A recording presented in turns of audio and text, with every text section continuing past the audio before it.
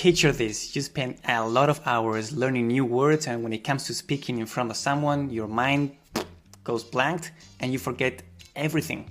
How do we fix that? How can we find a way that does not require a lot of time, that actually works, and it doesn't cost us any money? If you are struggling with a similar situation and you're looking for a system that actually works and it's for free, then this video was made for you. Today, I will both tell you and show you my personal method that I have used to learn German and Chinese and still using it, and that I found that is the most effective for me because I learn it in a natural way and I'm more efficient and I learn faster no matter which vocabulary I want to learn.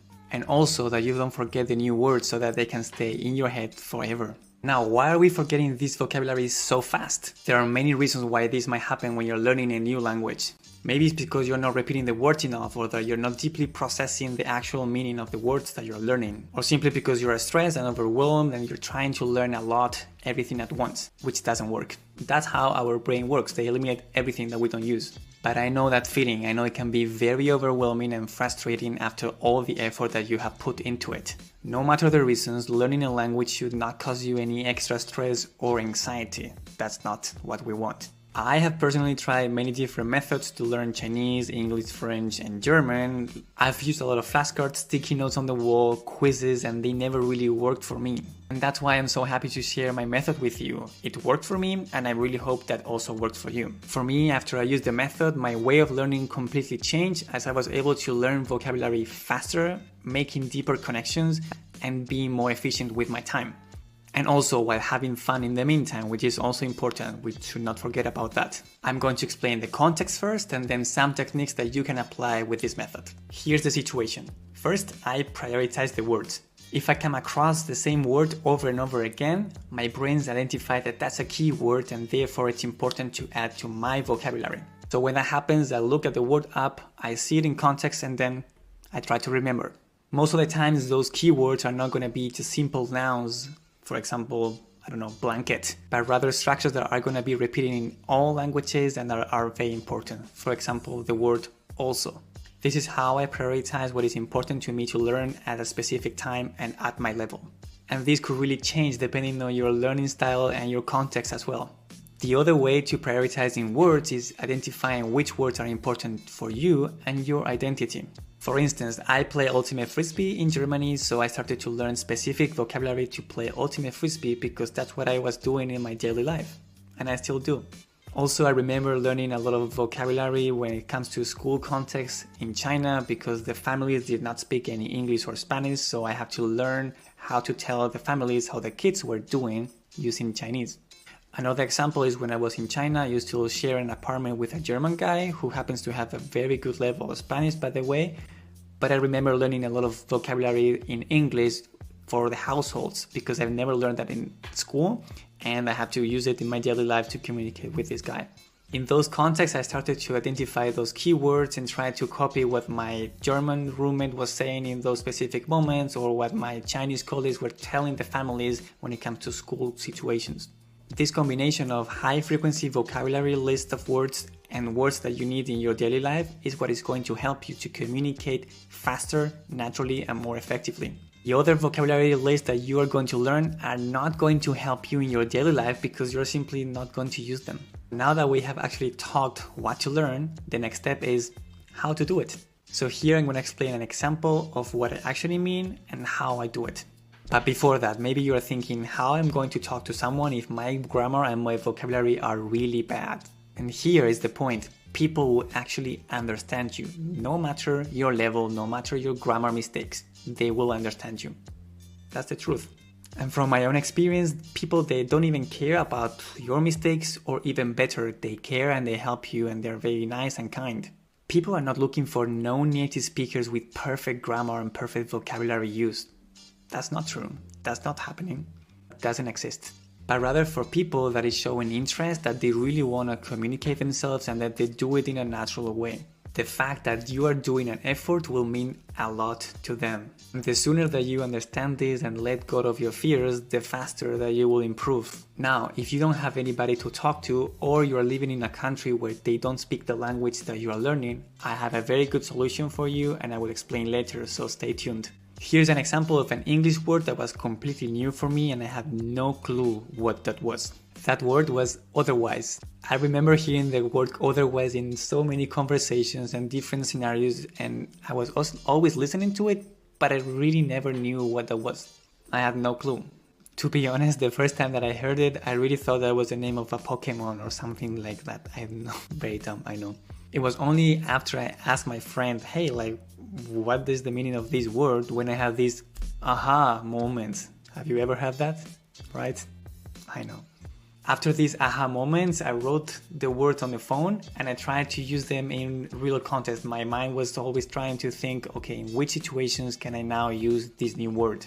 And I remember that I was so excited because I had the feeling that just by incorporating this new word, my level of English could completely level up and improve a lot, just with one word. And that's because it's a very important word. It's not just a noun, it's a structure that you are going to use in many different contexts, and that's what I was really trying to look for. I always write the words down on my phone because I always have it with me, and I found that's the easiest and most fast way to do it.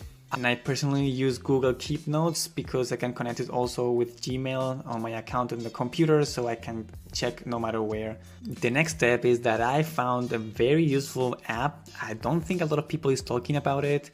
It's called Reverso, I think in English, I don't know. You know what I mean, no? Reverso. It's an app for translation in different words, but what I like about it is that they put the words into context. And it's for free. You also have the premium version, but I personally don't need it and don't use it. And what I like about Reverso, the app, is that they are examples that are extracted from real life situations, and that helps me to then put all of the vocabulary later on into context. There is also a quiz option on the top. I personally don't use it because I'm quite lazy to keep up with that, but it's a nice way to highlight your vocabulary as well. And the last step, I was actively looking for situations where I can now actually use my new word, otherwise. I remember at the beginning it became a bit too much, to be honest, because I was forcing myself a lot to try to use it in any context, but the reality is that in the end, that worked. So now that you know how to learn, which tools can you use, the next step is how to put that into real practice. And this is where the real magic happens. Because when you're speaking, it's not about making a list of new words that you're gonna tell. It's more complex, it becomes more natural because you have to communicate instantly with someone. And those words have to come up directly and automatically. So for this last step, don't focus on whether or not you have memorized the words, but rather ask yourself whether you can put those words into real context, into real life situations. For the next few days, try to put those words into real life situations. For example, what did you do in your daily life, or how was your weekend, or how are you feeling about any plans that are happening to you. Also try to find words or structures that are describing your identity, your feelings, anything that is happening around you that is real. The ideal situation is that you have someone that you can actually interact with and talk to when it comes to those, daily life situations. It doesn't have to be someone that is a native speaker. As long as the person can interact with you, that's already fine. We're not working on listening, it's speaking practice for you. So the question is, what do you do when you want to put everything into practice but you don't have anybody to talk to? For me, the easiest and most effective way is that you are talking to yourself about any specific topic. Yes, I know. It can be weird, but it works. At least for me.